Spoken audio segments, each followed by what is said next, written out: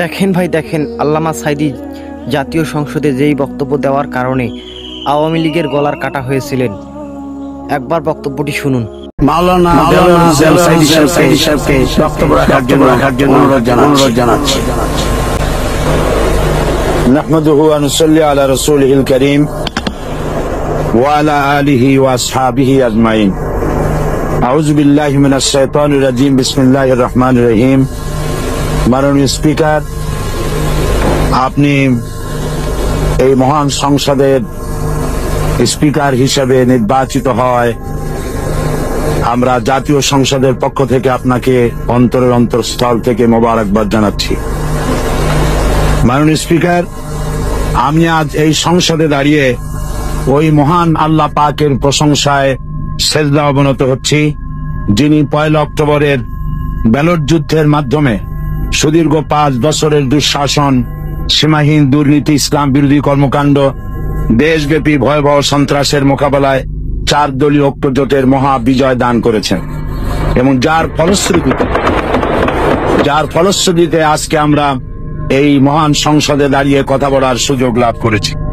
মাননীয় স্পিকার, আপনার মাধ্যমে আমি আমার অন্তরের অন্তঃস্থল থেকে দেশবাসীকে ধন্যবাদ জানাই। বিশেষ করে আমার নির্বাচনী এলাকা পিরোজপুর, নাদিরপুর, ইন্দুরকানীবাসী ভাই বোনদের প্রতি কৃতজ্ঞতা জানাই, যাদের অক্লান্ত পরিশ্রমে এবং মূল্যবান ভোটের মাধ্যমে আমি নির্বাচিত এই মহান সংসদের সদস্য হওয়ার সুযোগ লাভ করেছি। মাননীয় স্পিকার, বাংলাদেশের 13 কোটি মানুষকে যারা পরিচালনা করবেন, আজকে তারাই এই মহান সংসদে বসে আছেন। আমি আপনার মাধ্যমে তাদের উদ্দেশ্যে কিছু কথা বলতে চাই। জবাবদিহিমূলক সরকার, কল্যাণমূলক সরকার ও সুস্থ প্রশাসন, এই বাক্যগুলি আমরা প্রায় শুনে থাকি। এই বাক্যগুলির অর্থ সরকার স্বৈরাচার নয়, বরং জনগণের কল্যাণে জনগণ নিকট দায়বদ্ধ সরকার। আব্রাহাম লিঙ্কনের ভাষায়, by the people, for the people, of the people. বর্তমান পৃথিবীতে মূলত গণতান্ত্রিক দেশে এখন সরকারকে বিবেচনা করা হয়।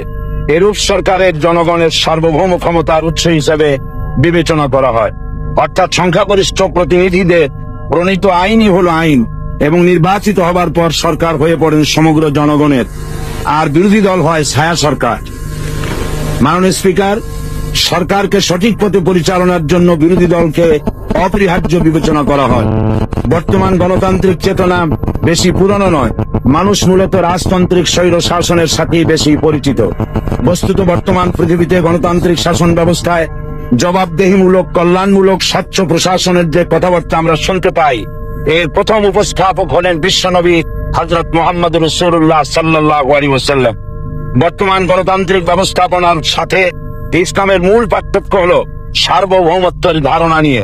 ইসলামের দৃষ্টিতে সার্বভৌমত্বের মালিক জনগণ নয়, মালিক হলেন আল্লাহ রাব্বুল আলামিন। কিন্তু সরকার গঠন ও পরিচালনা জনগণের ইচ্ছার ভিত্তিতে হতে হবে। জনগণের ইচ্ছার বিরুদ্ধে ক্ষমতায় থাকার অধিকার ইসলামের স্বীকৃত নয়। মাননীয় স্পিকার, সাধারণত লক্ষ্য করা যায় সরকার, সরকারি কর্মকর্তা, কর্মচারী বৃন্দ জনগণের উপর নানাভাবে জুলুম, নির্যাতন বা শোষণ করে থাকে। জনগণের খাদেম না হয়ে তারা হয়ে পড়েন জনগণের প্রভু।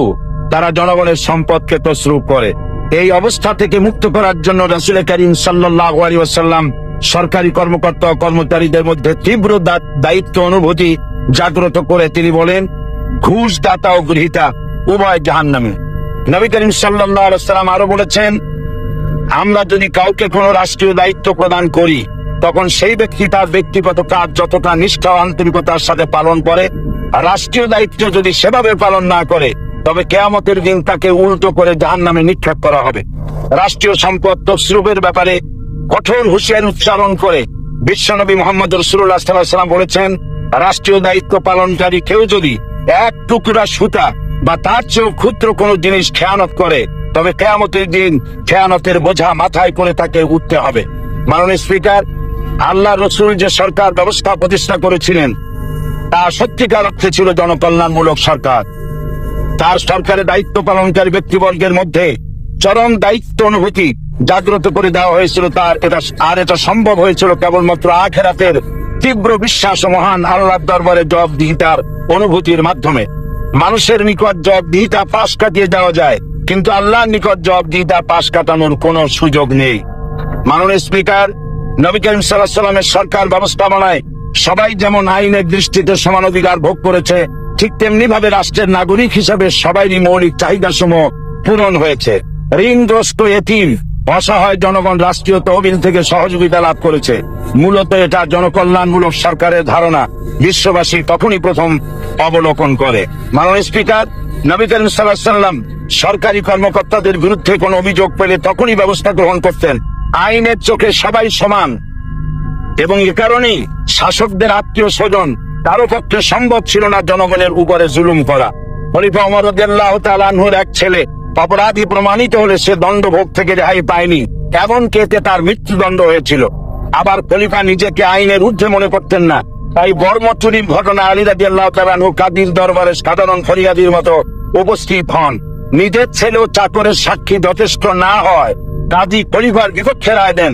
এখানে বিচার বিভাগ ছিল সম্পূর্ণ স্বাধীন এবং শাসন বিভাগের নিকট তার কোনো দায়বদ্ধতা ছিল না। মাননীয় স্পিকার, এসব হলো ইতিহাস। মুসলমান আজ অনুসরণ করতে চায় না তাদের অতীতের গৌরবোজ্জ্বল কর্মপদ্ধতিকে। সে এখন পাপীর মুশরিকদের কিরানক স্বার্থ পূজারী আখেরাতে জবাবদিহিতা শূন্য বাগাড়ম্বর এক জাতি।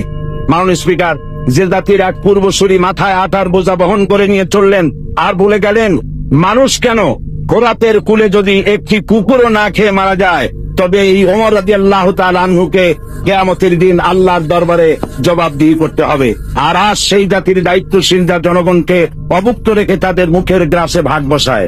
জনগণ তাদের নিকট উপস্থিত হলে মনে হয় যেন গোলাম প্রভুর দরবারে উপস্থিত হয়েছে, আর অহেতুক উৎকোচ দাবি করে তাদের উপর জুলুম করছে। আর আল্লাহ পাক জালিমকে কখনোই পছন্দ করেন না। মাননীয় স্পিকার, আমি দৃঢ়ভাবে আশা করি এই অবস্থা কাটিয়ে উঠে আমরা রাসূল করিম সাল্লাল্লাহু আলাইহি ওয়াসাল্লাম কর্তৃক প্রদর্শিত রাষ্ট্র ব্যবস্থার অনুসরণ করে একটি সুখী সমৃদ্ধশালী আধুনিক ইসলামী রাষ্ট্র পরিণত করে বাংলার প্রিয় জন্মভূমি বাংলাদেশকে আজ গোটা বিশ্বব্যাপী শোষণ, নির্যাতনা, হানাহানি, অশান্তির মধ্যে তাই আজ পৃথিবীর আগ্রহে অপেক্ষা করছে ইসলামের আলোকে এমন এক রাষ্ট্র ব্যবস্থা যেখানে দায়িত্বশীলরা আল্লাহ তাআলার কাছে জবাবদিহিতার পাশাপাশি জনগণ নিকটও জবাবদিহি করতে বাধ্য হবে। মাননীয় স্পিকার, অনেক ত্যাগ ও তিতিক্ষার রক্তের বিনিময়ে গড়ে উঠেছে আমাদের গণতান্ত্রিক প্রতিষ্ঠান এই জাতীয় সংসদ। এই সংসদের সম্মান রক্ষা করার দায়িত্ব আমাদের সবার। গণতান্ত্রিক চর্চা, গণতন্ত্র প্রতিষ্ঠার স্বার্থে আমি আজ প্রধান বিরোধী দল আওয়ামী লীগকে সকল হিংসা, বিদ্বেষ ও পরাজয়ের গ্লানি ভুলে গিয়ে সংসদে যোগদানের উদাত্ত আহ্বান জানাচ্ছি। পরিশেষে আমি আপনার মতো সর্বজন শ্রদ্ধ একজন মার্জিত ও সুশিক্ষিত ব্যক্তিকে এই মহান সংসদের স্পিকার হিসাবে লাভ করে আমরা আনন্দিত হয়েছি। আমাদের সংবিধানের সংরক্ষণ, সমর্থন ও নিরাপত্তা বিধান এবং আপনার অভিভাবক সুলভ নিরপেক্ষ আচরণ ও সংসদকে ধন্য করবে বলে আমরা বিশ্বাস করি। আপনাকে ধন্যবাদ। আসসালামু আলাইকুম ওয়া রাহমাতুল্লাহ।